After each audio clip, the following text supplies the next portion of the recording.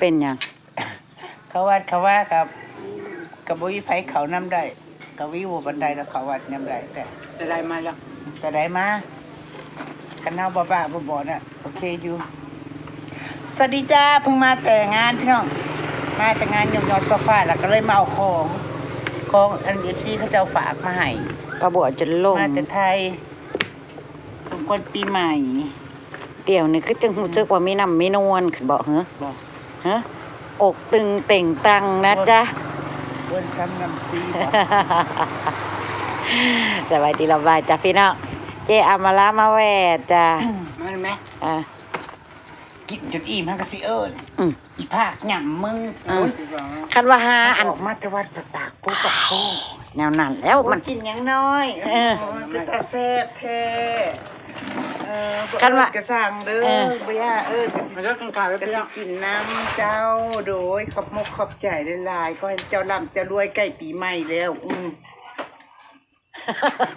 ยามกินค่อยก็เอื้อนกันแหน่หมู่พวกนั่น โอ้ยแบบคือหมูมี่นี่ ในอยู่นักกินน่ะทำบ่เอิ้นก็บ่เป็นหยังอยู่เฮือนมีข้าวอยู่ แต่ว่าถ้ามีผู้ชายน้อยมาหาน่ะเอิ้นแหน่ มึงเพเอิร์ดกูดิ ตลอดมึงเบิด เบิด หายไปในกระพริบตา ไปทำบุญห้องกะมาบอกเอ้ยบัวว่า พี่น้อง มาเว้านั่นนี่มันก็หายบ่แล้วบุญจะว่าเล่นบ่หัว เว้าเล่นเว้าหัวพี่น้อง คันนั่งซื่อๆก็บ่ได้เว้าดอก คันบ่ได้หัวบ่แม่นเจแอมมาลาจ้ะคลายเครียดบ่ถือบ่สา ไปหาทำไมได้บ่แก่ง น้ำไม้ในตู้จ้ะแกงสู่แม่น้องผ้าโอ้ยเตรียมขลุกขลุนว่าสิเฮ็ดผ้าขาวเมื่อวัดตอนเพลกับแม่น้องผ้า มื้อใดมื้อบ่ มื้อนี้แล้วเดี๋ยวเอาแกงหน่อมงหน่อไม้เฮ็ดสารพัดทั้งป่าทอดทั้งเนื้อย่างบัดแล้วเพราะว่าใกล้สิฮอดเพลเพราะว่าพ่อท่านอยู่วัดโทรมาบอกออกตนญาติโยมว่าบ่ได้อยู่วัดเด้อแต้ว ไปแท้เนาะ เพิ่นมีเวียกไปด่วนนะมั้งมีคนมารับประมนเพิ่นไปของแนวถามตอนเช้าว่ามีอันเพนบ่มันอยู่วัดบ่ว่าอยู่หั่นเด้ก็พากันเตรียมแหล้วเอ้ยคือว่าแหละเพิ่นก็มีกิจของเพิ่นเป็น ไป ยอดสว่ากันคนหลาย โอ้บ่แม่นเพิ่นไปยุ่งยอดชาวบ้านน่ะบ่ หลายแฮง อุ้ยแม่นแล้วคันว่าคืมถามพระน่ะแม่นคันว่านั่นน่ะคืมถามพระอ๋อเพิ่นไปยุ่งยอดชาวบ้านพี่น้อง ลูกพ่อลูกพี่มาจากไทยพวกกระไร แม่นนึกออกแล้วบัดนี้ถึงบางอ้อแล้ว มีที่เป็นหลวงพี่ก็มีมาทักมาขอถ่ายรูปน้ โอ้ ำมาขอถ่ายรูปไม่ออก เพิ่นจำได้เนาะ พอเป็นย่อจิมเพื่อนเนี่ย อ๋อ ไปช่วงเพลงเพื่อนอยู่ เจ็บบ่ฮู้เรื่องซองมากับน้องบิ๊กแต่ว่า น้องบิ๊กน่ะบอกแม่ก็มันหลายเวียกแล้วมันลืมได้พี่น้องเอ้ยบ่แม่นอันนั้นได้จนเห็นหน้าเจ๊แอมลาจังได้คิดสวดว่าโอ้ยซองเจ็บก็บอกเป็นหยังเอาไปส่งน้ำหลังอย่าลืมเด้อเจ็บ ยังได้ก็ได้ เฮาก็ใส่ซองโมทนาเพิ่นน้ำหลังเอา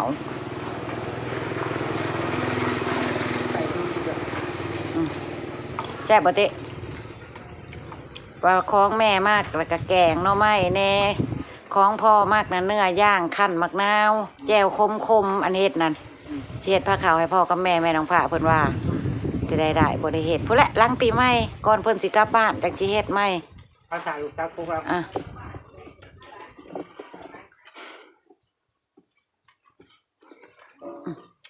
ป้าบัวก็เป็นสะลืมอยู่ ลงไปสวนก็เห็นพักบ่งามก็ข้อตกแต่แสะแต่แทะขึ้นมาแล้วพี่น้องเอ้ย มือไม่หัดปลูกเนาะพี่น้อง อยู่เฮือนน่ะก็บ่ได้งามดอก มันก็แนวนี้แหละ แต่ แต่ เวลานั่งปิดมุมอ่ะ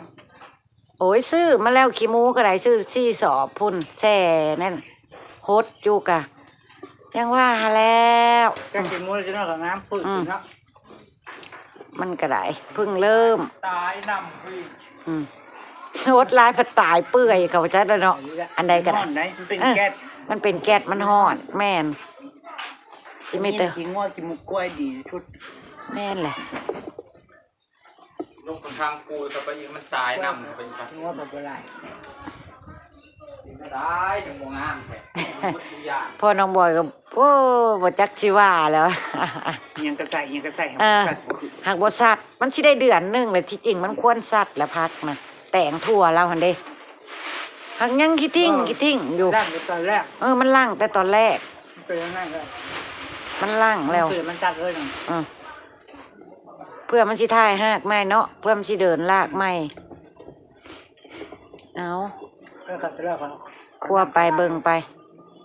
กะจียังว่าแหละเขาเบาเอื้อเบาน้ำก็จะมีเคล็ดลับแน่ๆเลยพักก็เจ้างามทุกอย่างเนาะ เคยปลูกนะ เอ๊ะ กัดขึ้น เขาเจ้ามีวิธีดูแลรักษาของเขาเจ้า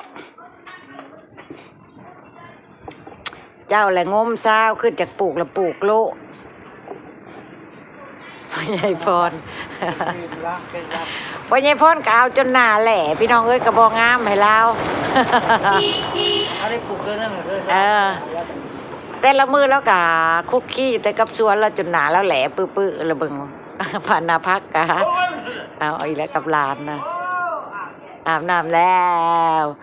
มารายงานตัวอาบน้ำแล้วก็ได้ปู้เก่งย่างนี่มาเจ๊มาลากะมานี่ยังบ่ทันได้ย่างโซ่ยเบิ่งเด้อเจ๊เบิ่งแน่ร้านคอยย่างได้เลยเด้อบ่ได้ เว้ย บ่ได้นั่งคือเก้าเลยเด้อนาน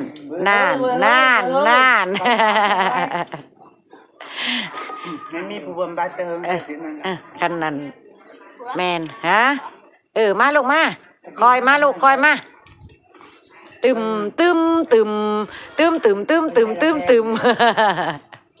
ถ้าแป้งอะไรแล้วต่ำใจมัน อะเด้งดึงมาแล้วโหนโอ้ย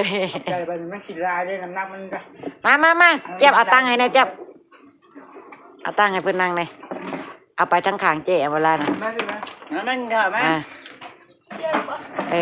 แซ่บบ่ จับเจ็บ นั่งลูกนั่ง โอ้ย ย่างมาได้แล้วมื้อเช้าเนี่ยบ่ยอมย่างอันย่างเมื่อวานพริกเมื่อวานมันย่าง นวด จะกินหลายมันสิขึ้น สบายดีป้าลุงก็ลูก ย่างดูยัง สวัสดีค่ะ ดีๆแน่มาง านเนาะมาแต่เมืองถอกเมืองไทยนี่รู้สึกว่าสวยขึ้นนะ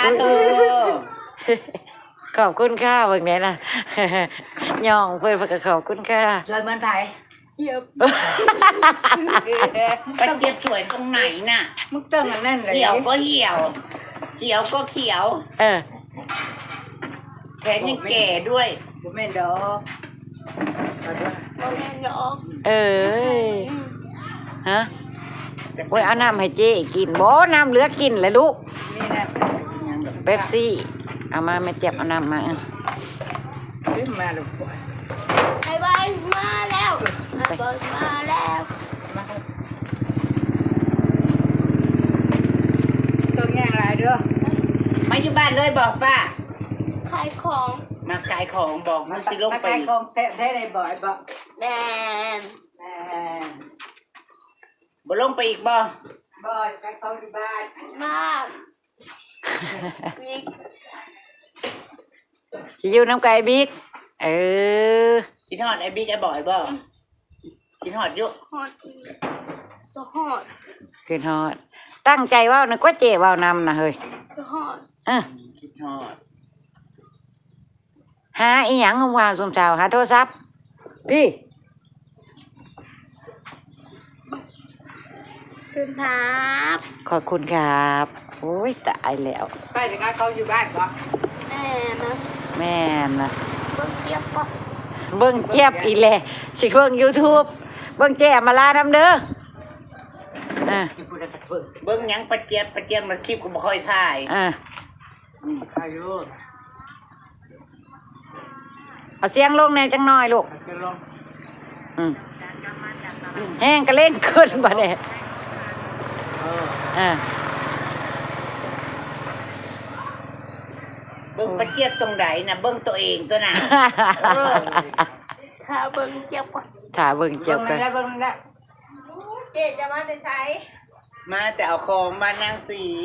อิ่มแล้วติจังว่าพากันเก็บแล้วแกงเอาใหม่ ปี นะ ใหม่เพื่อนจะลงเนาะ มากินปีใหม่อยู่ไส จักจังว่า โอ้ซ้อมไม่รู้เพิ่นอาบน้ำแล้วแหละ ให้ที่เดียวง่ายกว่า อาบ ยัง น้ำ จะ แล้วจับลูกอ่ะ กินเงินที่ตัวไม่จะได้เล่นเต็มที่ ลูกกินยูไซเฮา ปีใหม่นะ กินยูไซเฮากินยูไซ โอ้ยก็กินอยู่นี่แหละในหน้าเฮือน แป๊บพึ่งนะ อ่ะ ก็กินนั่นแหละตาม อืม แบบอบอุ่นบ้านครอบครัว ถึง บ่แน่บางทีปีใหม่ป้าบัวอาจสิไล่สดซ่องป้าบัวเด้อพี่น้องพัดตั้งแต่ตั้งช่องมาบ่เคยไล่สดจักเทื่ออ่ะ ได้โจทย์ตอน จ้ะ ปีใหม่เขา รวมญาติ โจทย์จุดเซลกัน ตุ้มแซวรวมญาติทางเบิ่งก่อน ปีละครั้งจะเป็นรายไป ไล่สุดรับของคนปิดหน้า สิให้เจ๊เจี๊ยบพาไล่สดจ้ะคันเจ๊เจี๊ยบสิอยู่บ่ล่ะ ต้องอยู่สักวันสิเนาะ ปีใหม่แล้วใครกัน มากเลยเยอะแล้ว กินไปกินมันแล้วคือว่าแล้ว อ่ะครอบครัวเนาะเอากะ อยู่วันมื่อหายังมาจับของควรนะ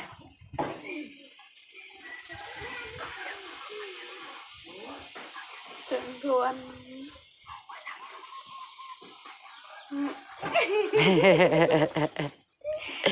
อวด วานนี่กูก้นโกบไหมพวดหรือไม่จับเลยไล่ทุบตัวอยู่กูว่างู อ่ะ โอ้ยกูไปหาอะไร ไปไหนเนาะ เลาะทางลงหน่อยดิ ไปซีบกับ ม้วนเขียดก็มีแต่ตัวใหญ่ๆอิหยังถิ่มอิหยังปกทางหลังนี่นะ ตรงอ่ะนะ โอ้ยมา อ่าก บเบ้าตัวใหญ่อยู่ที่เรา โอ้ยคอยเมื่อยแห้งคอยนี้มาปลาเพิ่นเมื่อวานนี่คนบ่ไหว พอเกิดที่แม่มาได้ก็คือจังพ่ออยู่แล้วเสียเนาะ ชื่อพ่อไอ้บ่อ่ะนะ ซื้อมาห้อยไว้อ้อม จะเอาตะวันนะลูกเด้อ มันมีเมนูเหมือนกันอีกแล้ว ตำมื้อแรง ตับขนม อ่ะ จีน ตำขนมจีนมื้อแรง เอาตะ แช่ วันไหน มาพอได้เสียวขาวนี่บอก จังแล้วก็บ่จังเอ้า เจ๊เจ๊ แล้วกะอันนี้ต้มหอยนี่ได้กินกับตำนะจิ้มหอยนะกระแซบคือกันได้ โดยพี่น้องอำลาพระจากละจ้าเข้ามาทักทายกันพอหอมปากหอมคอจะเจ๊เพิ่นมาจ้ะขอบคุณเลยจ้าเด้อที่ทำให้กำลังใจประบวกไปแล้วจ้าสบายดี พบกันคลิปหน้าจ้าพี่น้อง กับมึง